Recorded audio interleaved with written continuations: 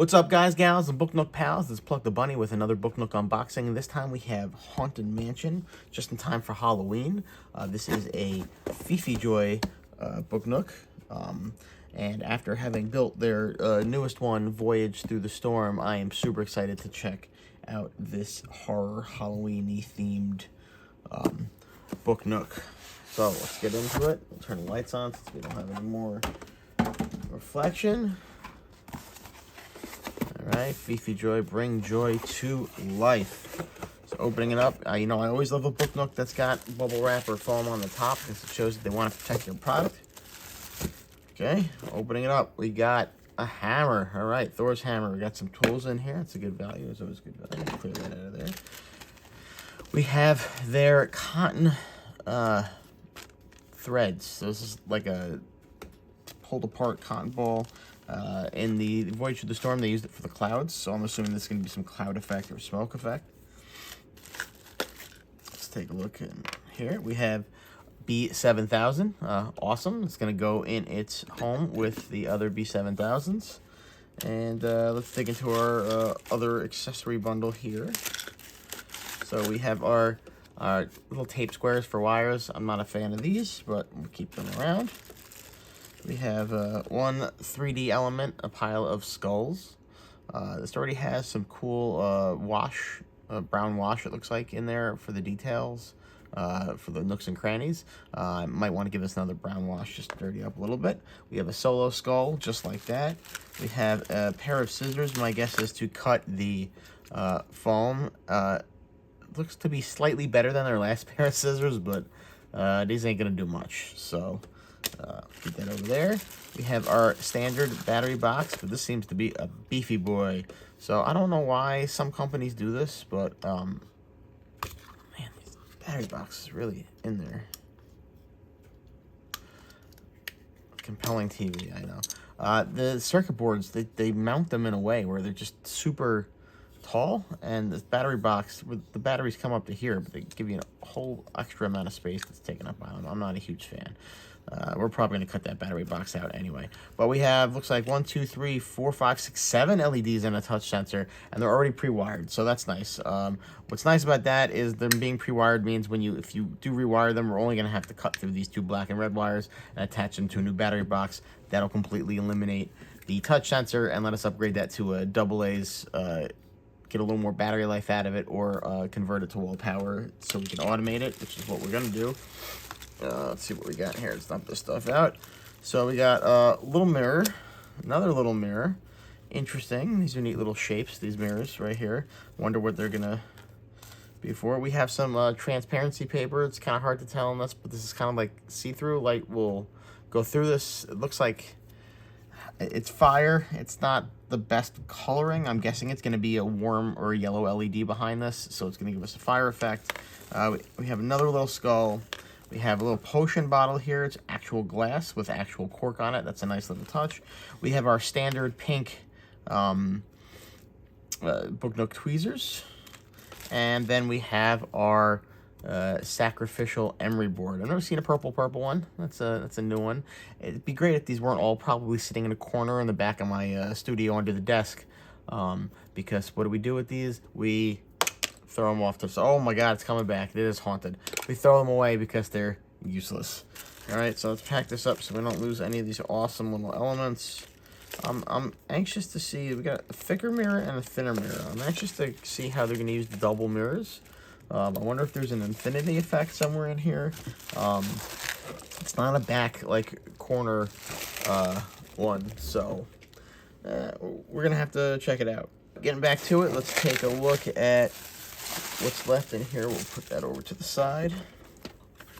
So we do have our front panel. Okay, this is our dust cover with a cutout, which means there's probably going to be an element here in the lower left-hand corner. It's usually why they index out these front pieces.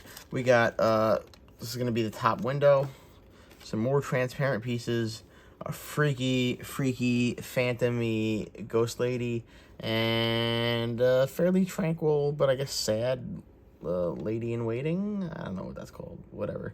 But that thing's going to give me nightmares tonight. Nope, just kidding. This is what's going to give me nightmares tonight. What in the hell is this? It's like It meets The Nun, meets Wednesday Addams, meets The Ring. I don't know what that is, and I don't want it in my life anymore. And we get the bats flying away. And we got a couple books, 1, 2, 3, 4, 5, 6, 7, 8, 9, 10, 11, 12 books, and an interior book page. And you guys probably know what I'm looking for if you've visited the channel before. And unfortunately, there is no scoring on these pages, which means folding these into a coherent book where everything's even, not going to be easy. Just taking a look at the art on the back of this book, one thing I did want to bring back up that I forgot to mention at the top is I'm always super impressed with Fifi Joy's packaging. So a lot of these packages are generic. Maybe they got a little box art. You know, the Royal Life has the brown boxes with the white label around them. And Navarin has the brown boxes with their labels with the white band around them also.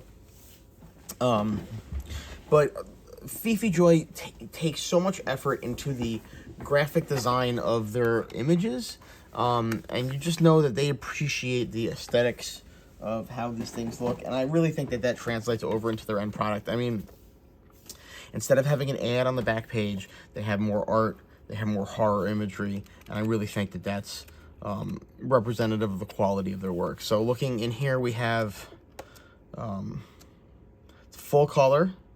And I mean, just like think of it this way. They even chose like a horror font for this. Okay? So their level of detail extends into the font that they choose to label the steps in their instruction manual. So if that's the attention to detail they put into here, just imagine the attention to detail we're going to see in here. Okay? Lots of descriptive text. We got instructions for gluing. Tells you what side's printed or unprinted, even though it's in color, so you don't even need that. Warnings on common missteps to avoid. Actually giving you the measurements of each wire, telling you how many wires should be left, giving it in relation to that. It's very, very, very user thought. It's not even a phrase. User-driven, right? They're thinking about how it's going to affect the user experience, and I think that's a valuable thing. Additionally, here we have,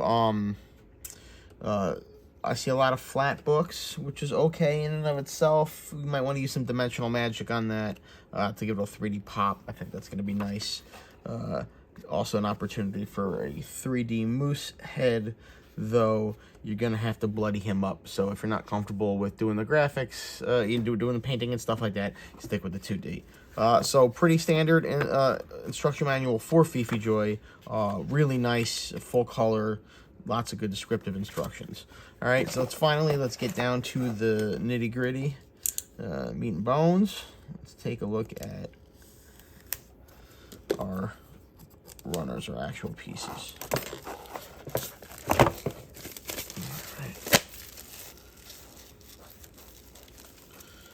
I can feel nice, good texture on this.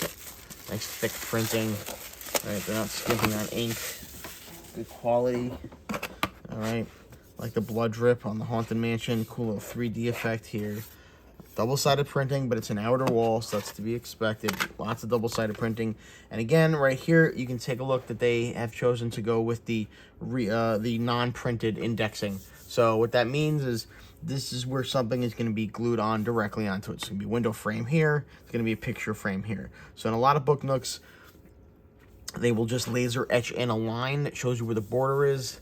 A couple issues with that. One, if it sticks out, you get a line sticking next to it. The